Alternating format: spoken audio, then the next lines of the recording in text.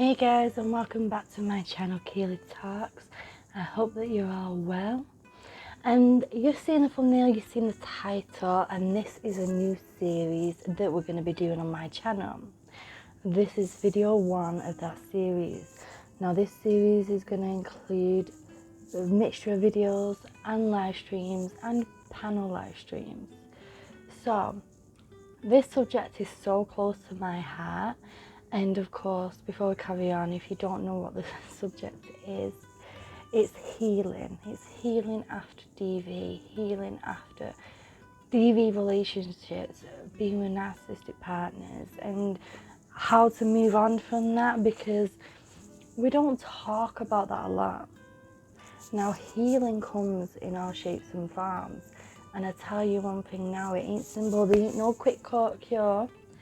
There ain't no snap of the fingers. Bloody, I can't even talk. There ain't no snap of the fingers and everything is going to be okay. But I'll tell you one thing before we carry on. When you've been through that, it's okay to not be okay. Do you hear me? Do not, I'm telling you now, do not think that you're a failure if you don't feel okay. Many of you on my channel know that I've been through DV in 2 separate relationships. And the second time, I did not realise the signs. Even though I thought I'd be able to, I didn't see the signs because I was a love bomb to hell. Like, this person made me feel like the most special person on the planet. I don't really want to talk about what happened in that relationship. Like I said, I want to talk about what comes afterwards. What we go through afterwards. Which, let's list off a few things that I personally went through. Depression, anxiety, PTSD, weight gain, weight loss, insomnia, sleeping too much, fatigue, chronic pain. Like, I have fibromyalgia. It made my fibro worse because it was hitting it in all sorts of different ways. Trust issues. We'll get to more as we get to them. So let's go through them one by one and how I personally got through the other side of it. And if this video helps at least one person, then it's done its job. I don't care how many views it gets. It might only get 10 views. But if it helps one person that sees this, then it's done its job. So firstly, the biggest one that was really affecting me was the depression and the anxiety. You know, when you're with somebody who has narcissistic tendencies, they love bomb you and then they manipulate you to make you feel like you're not good enough. So then after that relationship, your mind is all sorts of fudged up. Like, I can't go on. Like, you literally are confused about how you feel about this person that ain't good enough for you no more. The way that they treated you made you believe that you needed them. So right when the split of the relationship has just happened, the rational part of your mind tells you that this is the best thing that's ever happened to you. Yet all your emotions in your heart are telling you, oh, I need this person, I love this person, I can make it work. This is very common in empaths because we want to make that person better. We want to heal that person. We think that we can. We think that we can change them. And we think that we can carry on loving, and that they will be that person who we loved at the beginning of the relationship. Let me tell you now, girls and boys, that is not how it goes. I had to learn that the hard way. So then you go through I personally went through like a weird phase of like confusion, of a mixture of like grief, anger, hurt, pain. Even though it was me who escaped all that.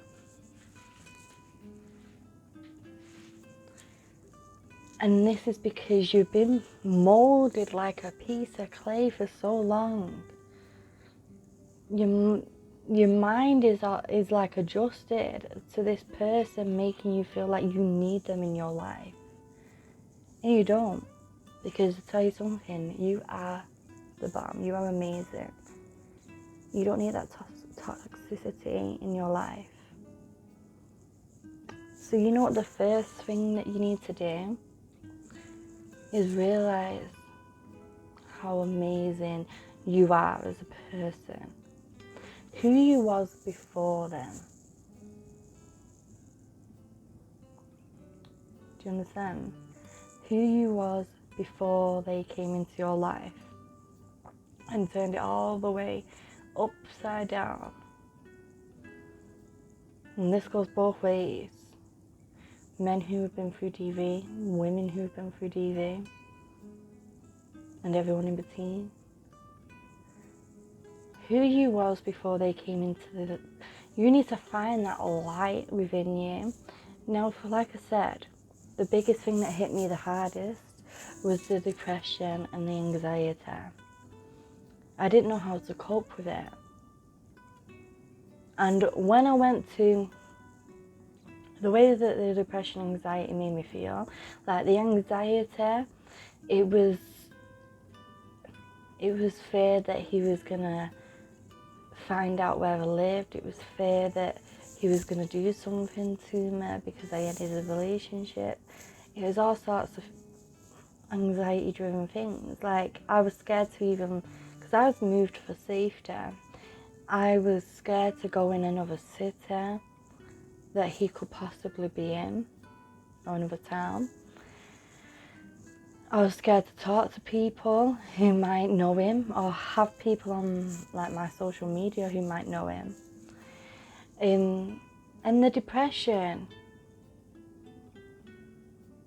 because you've had all this in your head for a while, this person telling you, oh, you're no good without me, look how ugly you are, oh, look how much weight you've put on since you've had the baby,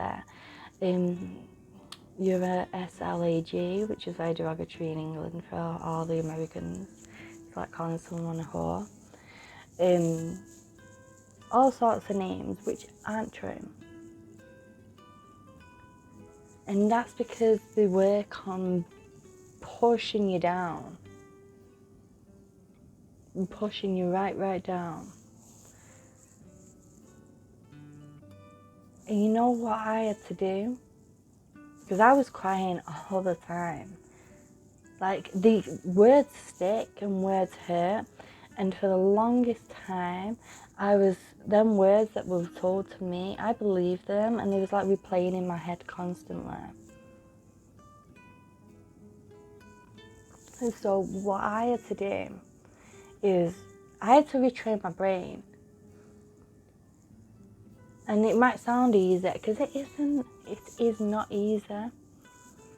And I had to get in front of a mirror. No bullshit. I had to get in the mirror and I had to have some conversations with me.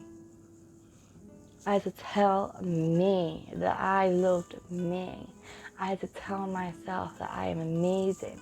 I had to tell myself that I got this. I had to tell myself that I don't need this person in my life. I had to do some positive affirmations, because the brain is one of the most powerful things in the human body. Like, it's the brain, but it's very easy to manipulate as well. Like, if you told a child they were stupid all life, they're going to grow up thinking that they're stupid. If you tell a child that they are confident and give them praise, they're going to grow up feeling loved and feel full of confidence. It's the same with you. Like, some of us, our biggest enemies are ourselves. And in our heads, we'll, like, especially me personally, I was like constantly in my mind telling me, like, I attract these negative people, mustn't be a nice person, oh, I am fat and this. Now I can look at myself and say I am a big girl, but you know what? None of nobody else's business. It doesn't matter, does it? I'm this, I'm that. I'm ugly. I know now that I'm not ugly. I'm not egotistical. I'm just an average looking person. Because you know what? Beauty is in the eye of the beholder. And like I said, I had to get a mirror. And these affirmations that I did, I will do videos of these affirmations, but I'm going to tell you some now if you'd like to practice them. So if you want to do them with me, go and get your mirror. Pause the video here. Go and get yourself a mirror. Okay? If you pause, then you should be back by now. I don't have a mirror here, but I am looking at myself on the screen right here. So I'm going to treat this as if it's my mirror. Okay. So the affirmations that I was using right at the beginning, you have to speak in the first person, okay? You need to look at yourself in the eyes, and you've got to tell yourself, I am stronger than I ever knew I was. Repeat these with me.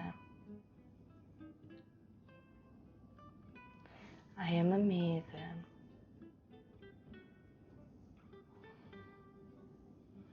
I am beautiful.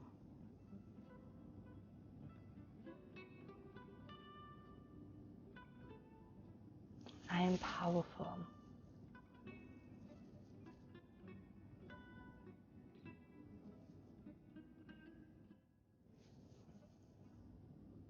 I am loved.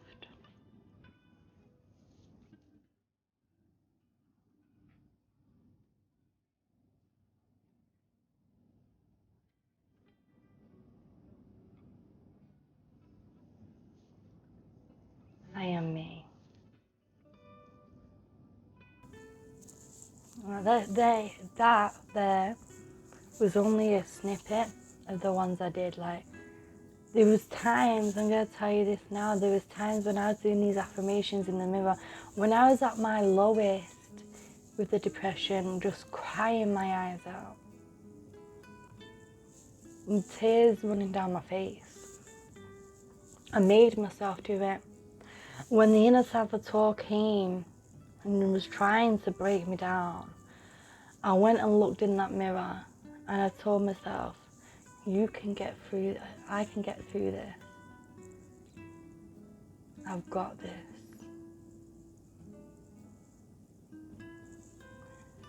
It's about lifting you up, lifting me up. Now, and I've told this trick to many people before, on streams and such, but I've never really gone into detail, and that's why we're here today.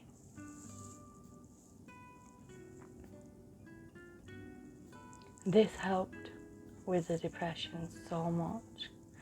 This helped with the anxiety so much. It helped me feel the way I should feel. No therapist helped me.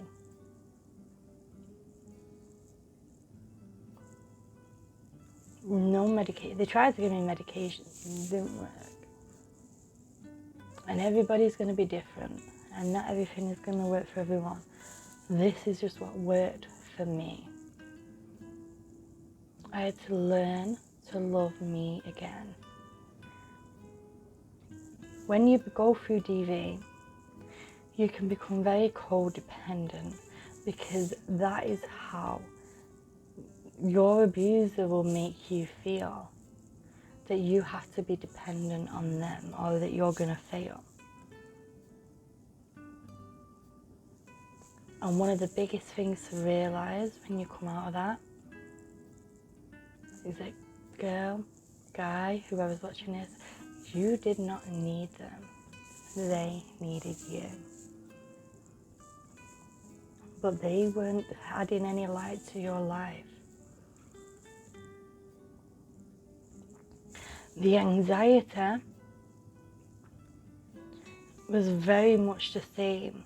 And the biggest trick I learned with the anxiety, which still comes, by the way, it's not as powerful now, but it still comes, is training my mind that these anxious thoughts that were coming in were just a oh my God, stammer, really?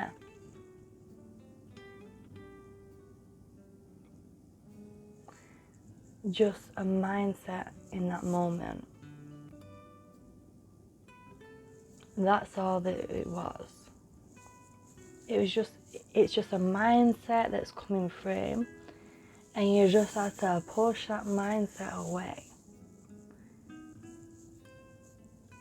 The affirmations that you do in the mirror, you can do in the mind when the anxious moments come through.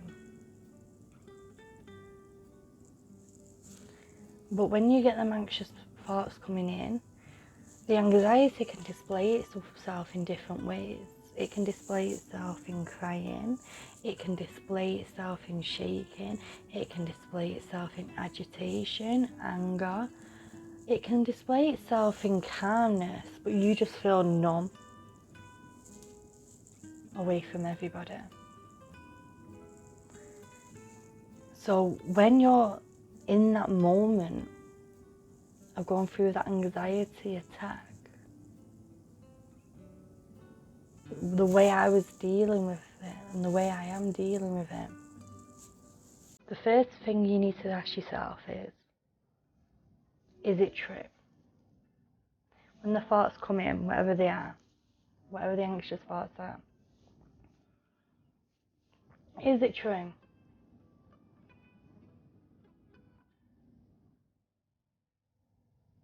Then you need to ask yourself, is it without a doubt true? Do I have proof that it's true?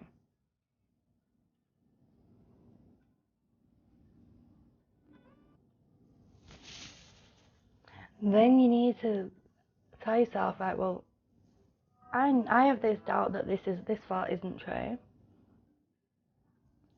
Go away and focus your attention on what is true.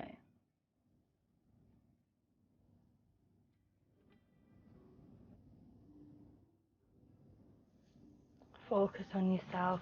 What is loving and what is positive in that moment.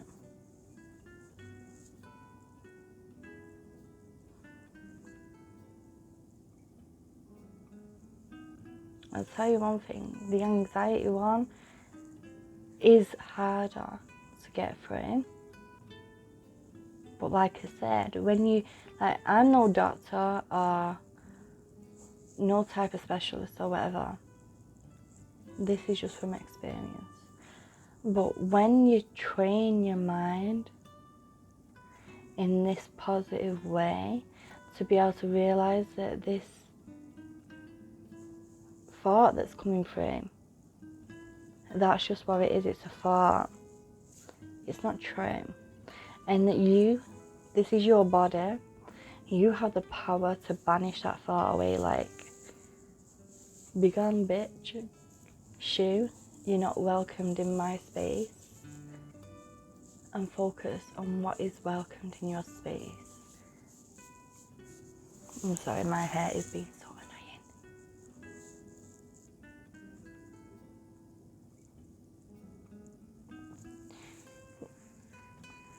annoying. Also, when I'm anxious thoughts in, don't supplement it with things that make it better.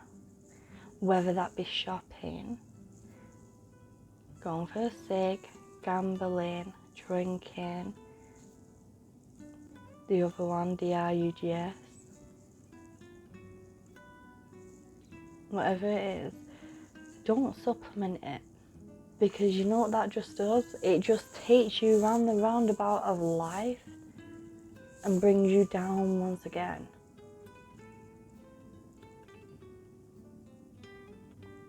Because then you're being codependent. You've lost one codependency, which was your abusive ex-partner that made you feel that way. Because you ain't codependent, by the way. They just made you feel that way. You are a strong ass person. Don't swap that codependency for something else. The person who you need to be codependent on is solely you.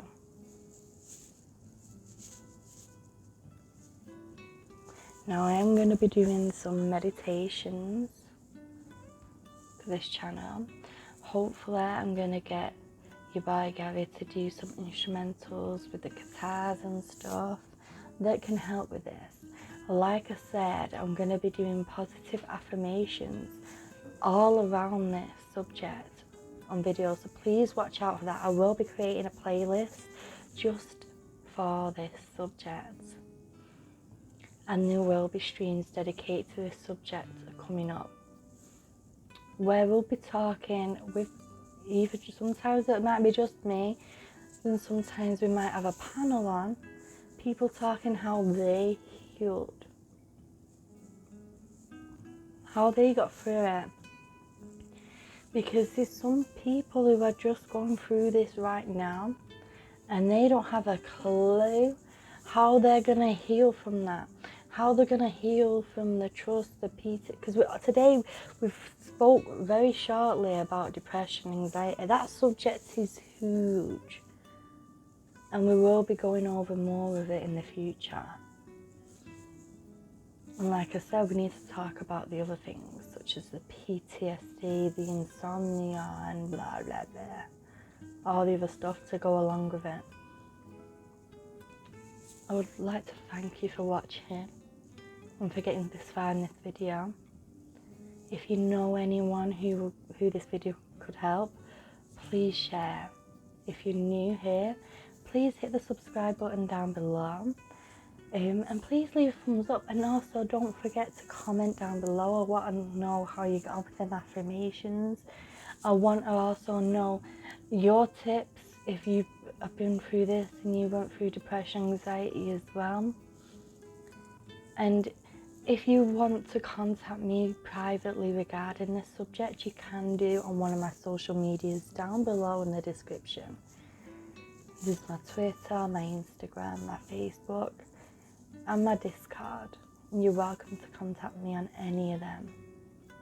I know what you're going through, and sending you all so much love. Ta-ra for now, guys.